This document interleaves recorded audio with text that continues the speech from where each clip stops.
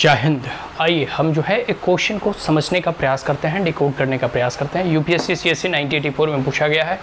बहुत ही interesting question है, बहुत ही इंपॉर्टेंट क्वेश्चन है। ये क्वेश्चन आगे भी रिपीट होंगे, इसकी मुझे पूरी संभावना लगती है, क्योंकि ये भारत के जो नेबरहुड पॉलिसी है या नेबरहुड फर्स्ट पॉलिसी है, जो अभी वर्तमान की पॉलिसी चल रही है, उसी परिप्रेक्ष्य में ये प्रश्न पूछे जा रहे हैं। और कई बार आप देखोगे तो हमेशा से भारत यह क्लेम करता है कि भारत ने किसी भी अन्य राष्ट्रों के ऊपर कभी आक्रमण नहीं किया, लेकिन यह बात को नकारा नहीं जा सकता कि भारत ने कई अन्य विदेशी राष्ट्रों के द्वारा जो है आक्रमण को झेला है, और इसी का कारण है कि हम हजार वर्षों तक की गुलामी की बेड़ियों में जकड़े रहे। बात समझ में आ गया। अब है कि भारत किसी भी देश के साथ कॉन्फ्लिक्ट नहीं चाहता। अब जैसे आप मान लो, एक यही बात है कि आप जो है, ठीक है, सड़क पर चल रहे हो और आप अपने लाइन में चल रहे हो, मतलब जिस साइड आपको चलने चाहिए थे। मान लो 2 वे रोड है, एक इधर से जाने का, एक इधर से आने का। तो मान लो इधर से चल रहे हो, तो आप इस गलफत में मत रहना कि आपका एक्सीडेंट नहीं होगा। हो सकता है सामने वाला कोई पीकर गाड़ी चला रहा हो और वो आपके रोड में घुस गया हो, या अपोजिट डायरेक्शन में आ रहा हो, आपको ठोक दिया। उस परिस्थिति में भी आपका एक्सीडेंट हो सकता है कि नहीं। तो हम कहना यही चाह रहे हैं कि भारत पाकिस्तान पे कभी अटैक नहीं किया, लेकिन पाकिस्तान ने 3-4 बार भारत पर अटैक किया, तो युद्ध हुआ कि नहीं। भारत अपने आप में युद्ध करना नहीं चाहता, लेकिन चाइना ने अटैक किया, तो युद्ध हुआ कि नहीं।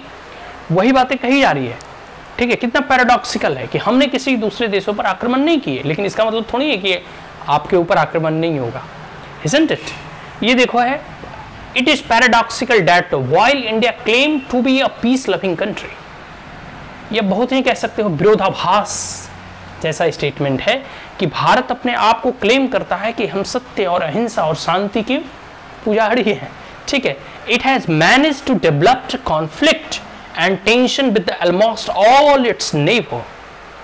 लेकिन सबसे हास्यास्पद यह है कि भारत की जो है भूभाग देखो, साउथ एशियन के सभी जो है नेशन से टच होता है। म्यांमार से शुरू होगा, जो है चाइना से लगेगा, नेपाल से हमारी ज़मीनें लगती है, मतलब हमारा बॉर्डर लगता है, भूटान से उधर म्यांमार हो गया, फिर इधर अफगानिस्तान हो गए, पाकिस्तान हो गया। तो जितने भी नॉर्दर्न राज्य हैं और बांग्लादेश हो गया, सभी से हमारा लैंड बाउंड्री टच होता है। नीचे श्रीलंका वगैरह हो गया या फिर मालदीव्स वगैरह हो गया, तो ये ओशियन रीजन है, लेकिन फिर भी कहीं ना कहीं कॉन्फ्लिक्ट और विवाद चलते रहते हैं। मछलियों को पकड़ने को लेकर ही सही, लेकिन चलते रहते हैं। नेपाल के साथ भी जैसे काली रिवर वगैरह का देखो इशू है। भूटान के साथ हमारे रिश्ते अच्छे हैं, तो वो एक छोटा सा देश है। फिर पाकिस्तान के साथ तो आप जानबे करते हो। चाइना के साथ हमारे कई जगह बॉर्डर कॉन्फ्लिक्ट हैं, डोकलाम वगैरह इशू है, लद्दाख वगैरह, क्योंकि अभी पीओके जो है कह सकते हो इसके कब्जे में है, पाकिस्तान के कब्जे में, इसलिए जो है हमारे अफगानिस्तान से कुछ जो बॉर्डर टच होते हैं वो भी टच नहीं हो रहे हैं। इधर बांग्लादेश के साथ भी हमारा थोड़ा बहुत कॉन्फ्लिक्ट चलते रहता है, म्यांमार के साथ उतना नहीं होता, बट अब क्योंकि देखो कॉन्फ्लिक्ट कभी भी किसी के साथ हो सकता है, किसी भी देशों के साथ हो सकता है, ठीक है। बात समझ में आ रहा है। वही बातें यही कही जा रही है कि भारत अपने आप को शांति और सत्य और अहिंसा का पुजारी मानता है, लेकिन कहीं ना कहीं हर एक देशों के साथ उसका टेंशन है, और खास करके नेबर का। अब यहाँ बातें हमें कौटिल्य चाणक्य की याद आती है। कौटिल्य चाणक्य ने अपने चाणक्य नीति के अनुसार जब वो अंतर्राष्ट्रीय संबंधों पर अपनी विवेचना या विचार करते हैं, उस वक्त वो कहते हुए प्रतीत होते हैं कि जो आपका पड़ोसी होगा वो नैसर्गिक दुश्मन होगा।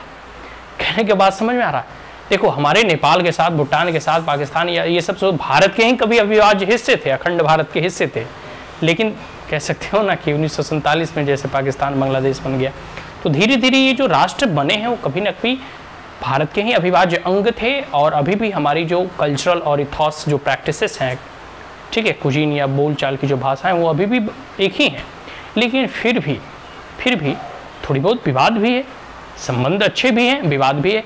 तो इसलिए कहा जाता है कि जैसे आप अपने घर में ही रह रहे हो और आपका जो पड़ोसी है, तो उससे आपकी खटपट हो ही जाती है, चाहे आप कितने ही शांति प्रिय क्यों ना हो।